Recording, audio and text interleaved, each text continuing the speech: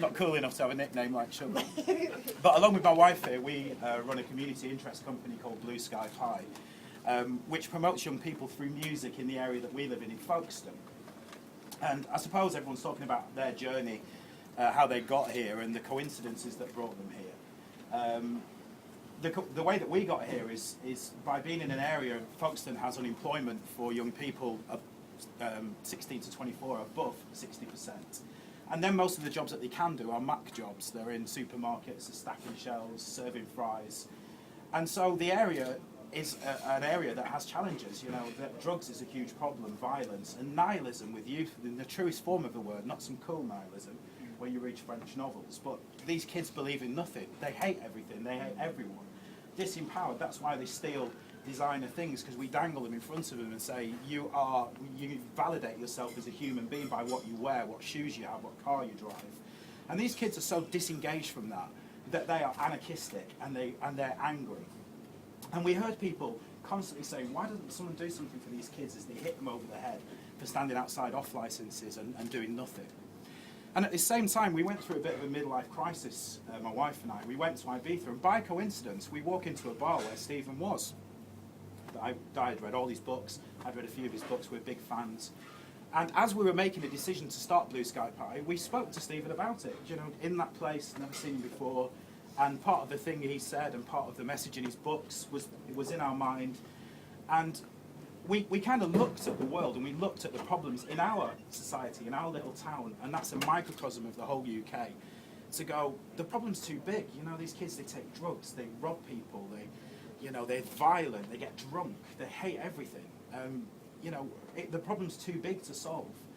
But we came to a belief that, in actual fact, you don't need to solve all those problems with these children. All you need to do is give them one positive in their life, just one little positive.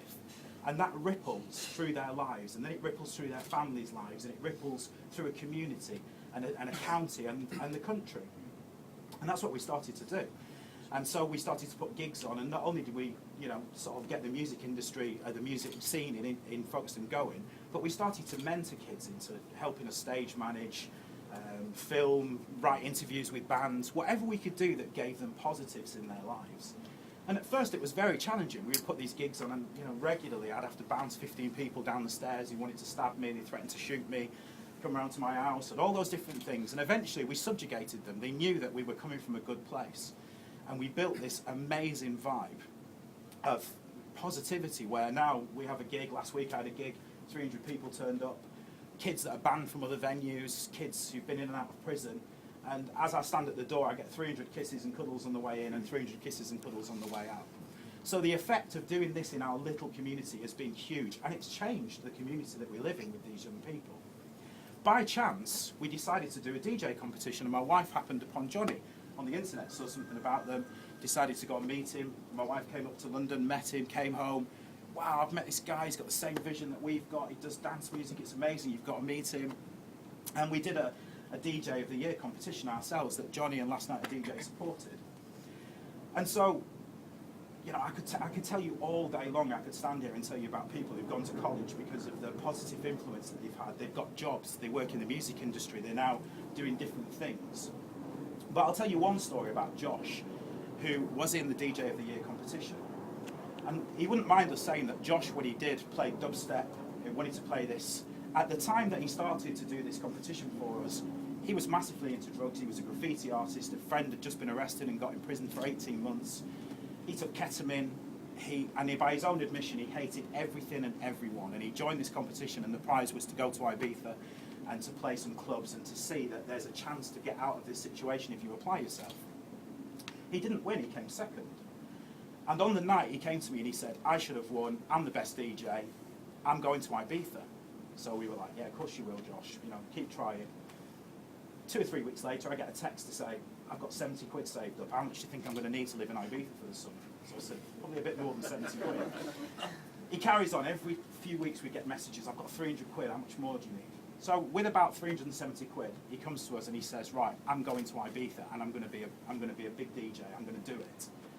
So we're like, okay, go to Ibiza. And we phone Johnny up and say, Johnny, this kid is he's doing it on his own. He's never done anything, but he's really like, will you help him out when he gets there? So Johnny As soon as he gets there, gets him somewhere to live, gives him some work. And this kid goes out bar to bar trying to DJ, gets into it. By the end of the month, he knows everyone in Ibiza. When we turned up back on holiday, like, you know, he's introducing us to everyone at the bars, and he's really done it. He comes back home after being in Ibiza, and normally he'd have been out up to no good on the streets taking drugs, stops taking drugs completely, gets in his house, says, I want to produce my own beats, that's what I want to do. Sits down, his family see the change in him, they get him a laptop, they get him Logic, he starts sitting in his room all night producing beats.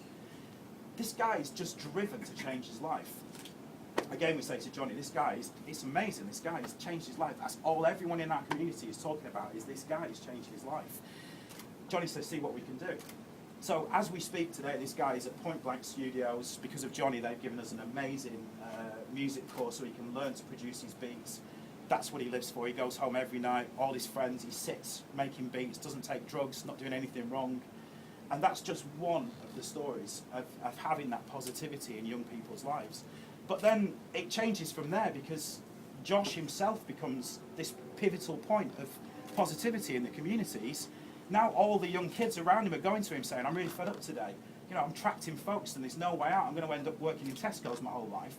He's there going, do this, do that. One of his friends just moved to Australia. Another friend's going to work for a charity in South Africa. There's this huge positive ripple going through our whole community because you just give them one little positive in their lives, and that ripples on and ripples on and ripples on.